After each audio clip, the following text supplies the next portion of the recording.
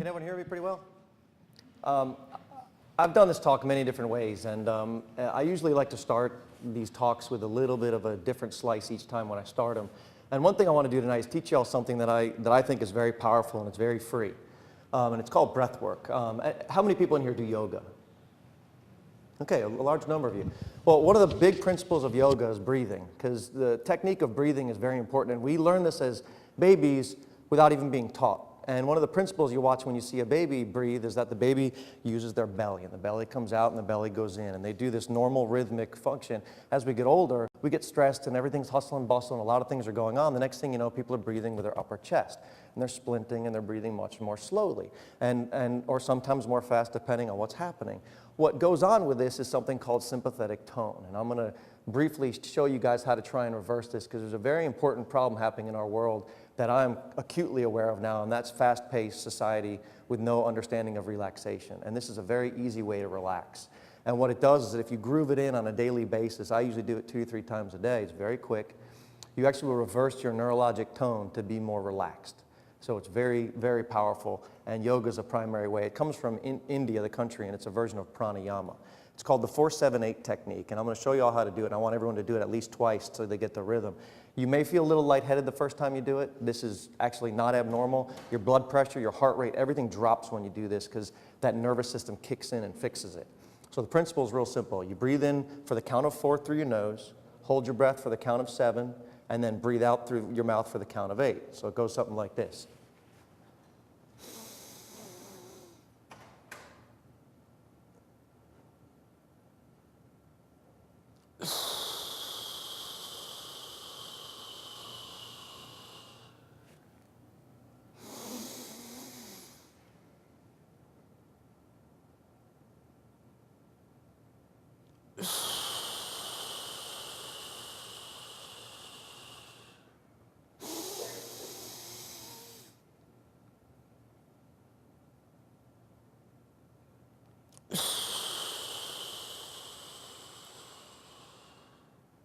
Anyone feel a little different?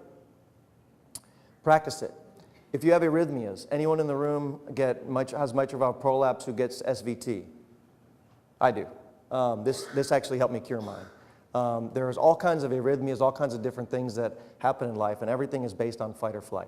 So that's just your freebie for the day. Now we're going to go to the talk. Ansel Adams, beautiful, beautiful picture. No other reason. Okay, disclosures. You know, we're always supposed to do these disclosure things. I have no disclosures. All the money I get goes to my wife, so it doesn't really matter. Nobody's paying me to be here, so, you know, that's what that is. As John said, I'm an integrative pediatrician. I'm actually falling more towards what's called functional medicine now, which is a combination of old school medicine and new school medicine, which everything is based on function.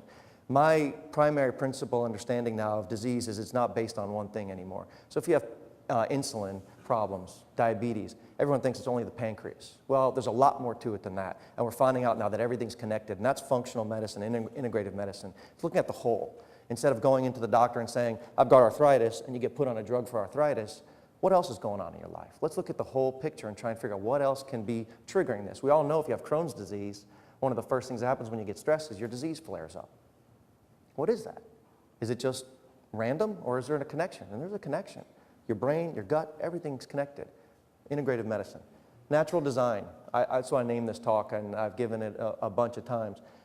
I am a huge fan of nature. I think nature leads us in every way possible with the right answers. If you just look outside, you'll generally find the answers. Kids know this. They spend all their time walking around looking at stuff.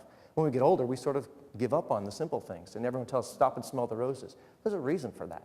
Nature teaches us, and we stop learning, and we got to go back to learning. 4 different tigers. Genetically, very similar, but they all have different coat colors. It's a genetic difference called a phenotype. It's what they look like. The genotype is very similar, but the phenotype came out a little different. We're going to talk a little bit about genetics. I'm going to try not to kill you all tonight with science, but I think everyone needs to learn a little science to understand this stuff. How many people in the room are PhDs or MDs or anything like that? That's a fair amount. How many people are just general moms and dads who want to learn? How many people are anything else? What category are you? Anyone? very well. Charles Darwin, brilliant man, way ahead of his time. A lot of the things he did, there was a great National Geographic article about, I think it was 9 months ago, that if you haven't read it, get it, read it. They did a really nice discussion on Charles Darwin and how he was so far ahead of himself. We're proving now how right he was, and it's very fascinating. Plan of this talk. I want you guys to understand how the environment influences human health in the 21st century. The environment, we're in the center for the environment. That's what we're going to talk about. Anything that externally influences your body, physical activity, nurturing, nature, toxins, pharma, herbs, you name it. Whatever happens to you, that's your environment that you live in. We're going to talk a lot about this. This is what's messing us up terribly. Mismatch of perceived environment and the place you find yourself in. When we were born, a lot of us had the genetic code from our mom because of where mom was in. And all of a sudden, we take and switch the environment. All of a sudden, the genes don't match up with the environment. Disease. Personal responsibility. I think our country's abdicated personal responsibility to a gross degree. And one of the things I want to talk about today is how we as a populace have to start taking personal responsibility for everything, for how we take care of people, how we take care of ourselves, how we eat, what we do with each other. I was walking in front of my favorite restaurant, Sweet Meadow Cafe, the other day, and some woman walks in front of me. I didn't know who she was. I hope she's not in the room. Threw a cigarette down. And one of my bad habits is I walk up and say, hey, I saw you drop that. Did you drop that on purpose? And she looked at me, she's like stunned. And I said, I'm sorry, I just noticed, I didn't think you wanted to dirty it, so I was going to tell you so you can pick it up, put it away. She picked it up, walked, put it away, and said, thank you, you're right. And so for what it's worth, I think we really need to work hard on teaching each other. And I think that was an example of teaching somebody in a polite way. I tried not to be mean. I touched her shoulder and said, it's okay, I just, don't do it. I'm a nutrition guy. My integrated fellowship, if it did anything for me other than learning about how to be more relaxed and all those things, is it taught me nutrition.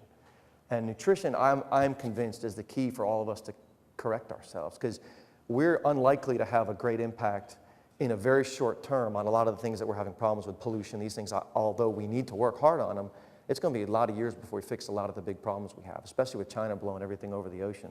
We got a lot of problems. Nutrition we can fix, and we can fix it quickly.